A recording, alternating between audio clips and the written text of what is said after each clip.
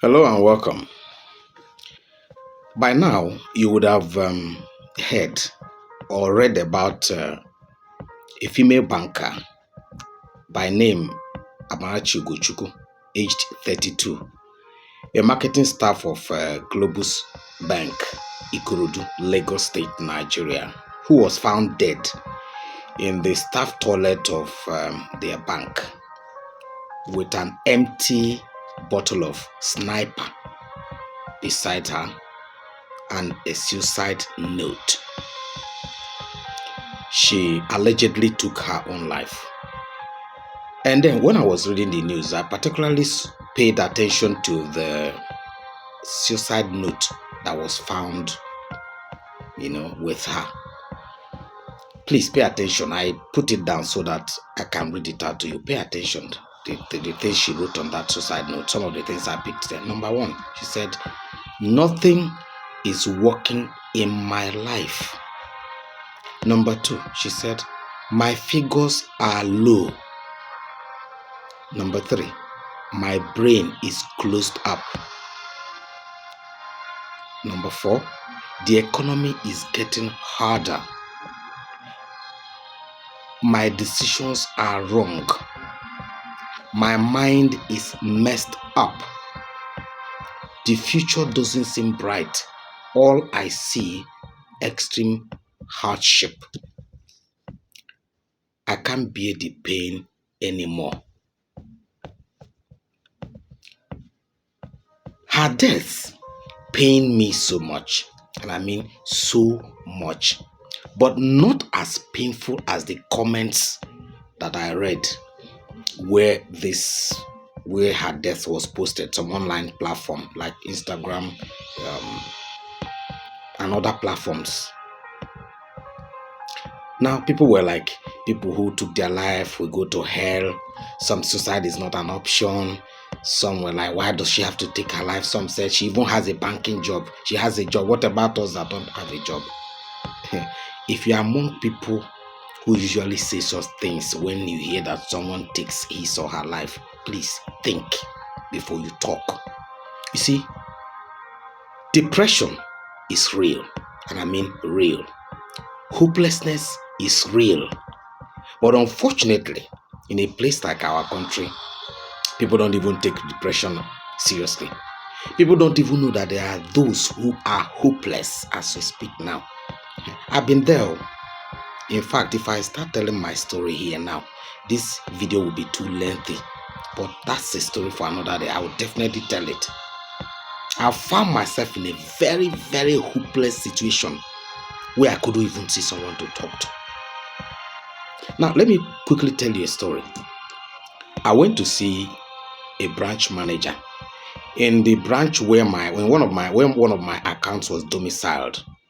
So after seeing her upstairs, I was going down. And then I saw a lady at the staircase, under the staircase, sobbing seriously. I was hearing. Now, it attracted my attention. And when I went closer, it happened to be someone I know in the bank. I've met her at the marketing desk upstairs. I wanted to know what happened. She couldn't talk, so I begged her to follow me outside, and she went outside with me to my car. I asked her to talk to me. When she opened up, it wasn't funny. I will summarize it. She came from a very toxic home where her parents fought each other right from when she was small. Her mother was constantly abused, beaten up. Now, her own younger brother, her own siblings, they are not in good terms. They were raised in toxicity. The father had 3 wives. War between, her stepbrothers and sisters. They were always fighting. So she was just looking for where to put her head. She ended up in toxic relationships too with dusty men who tortured her, took her money, and abandoned her.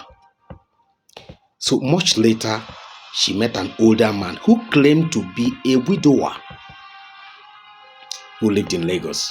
So she went into a relationship with the man. The man wanted to marry her at all costs, and she agreed. The man is about 30-something years older than her, but she agreed to marry him.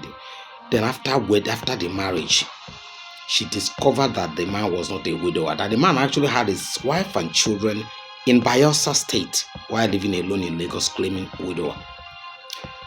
Not just that, the man abused her sexually, physically, emotionally, financially, and otherwise.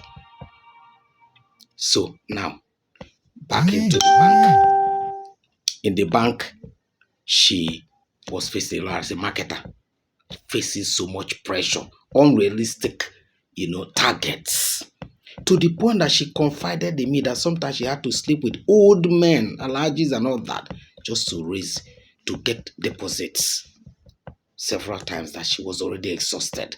She reliably told me that day she came to the bank, why she was crying was that she came to hand over a lot of things to people, that she did not plan to return back to that bank again the next day, that she has written her suicide note, that as she was leaving that bank, she was going to her apartment in Aguda, in Ogba area, to take her own life, that she was going to her apartment to take her own life, that she just came to the bank to hand over things and then go like that. Incidentally, God helped. I intervened. I made sure she went through therapy, because that is one thing we neglect so much in Nigeria. We don't even believe that depression exists, let alone talking about therapy or counseling. People hardly. The highest they do is go to church. You see people that need professional help going to church to shout, scream, and then worsen their situations. Or go to a pastor who has no idea what depression is, who will just quote Bible here and there and then, and that is it. And then many people will keep dying. So I am telling you here and now, please, I know that there are several people like this lady who have lost hope. There are many in a loveless marriage, in a marriage where they are tortured. There are many who are battling financial difficulties. There are many women who have been abandoned by their husband with children, and they don't have any reasonable source of income. I know. If you are listening to me, please, the final whistle has not been blown. It is not over yet. Things can change. I am a living witness. At the time I thought it was over. At the time I was thinking that is the end. Things changed for good. Thanks to the great woman that I married, who was there for me. I had lost hope at a point in life. If you are in that situation right now, I am begging you. I beg of you in the name of God, don't take your own life. It is not over yet. Just a little thing can change things. Seek help. Seek help. Go for therapy. Depression is real. Hopelessness is real. And the economy is getting even worse. And unfortunately, people make mockery of others. Nobody to talk to these days. People laugh at you. And this time of social media where people make mockery of people who are going through things. Some of you have been emotionally battered, emotionally bruised. Please seek help. Not necessarily in the church. Seek help from professionals who will help you so that you will come out of it. Yes, I hear that suicide is not an option. I am not in any way supporting taking your own life, but I understand what you're going through. When you are in that hopeless situation, you don't even know what you are doing. Those people running their mouth don't even know that. People who are in that situation don't even know what they are doing. So taking their own life, sometimes they see it as the only option to go and rest. But please, it is not. There's light at the end of the tunnel. Things can turn around. There are many people who are living now, people that I know that have gone through worse situations, and today something different has happened.